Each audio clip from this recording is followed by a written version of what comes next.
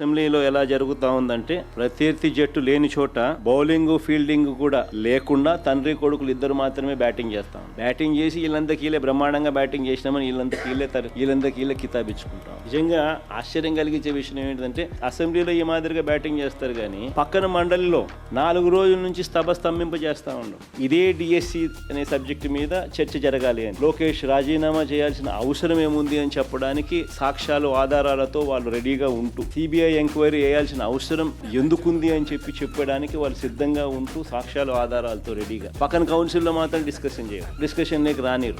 కౌన్సిల్లో ఎందుకు వీళ్ళు ఒప్పుకోరు చర్చ జరగడానికి అని అంటే దానికి కారణం తప్పులు జరిగాయి కాబట్టి అది ఎక్కడ సాక్ష్యాలు ఆధారాలతో సహా బయట పెట్టే పరిస్థితి కనిపిస్తుందేమో అని చెప్పి సిబిఐ విచారణ చేయాల్సిన అవసరం ప్రస్ఫుటంగా అందరికీ కూడా తెలుస్తుంది. కాబట్టి లోకేష్ రాజీనామా చేయాల్సిన అవసరం ప్రతి ఒక్కరికి కూడా తేటతెల్లంగా కనిపిస్తుంది కాబట్టి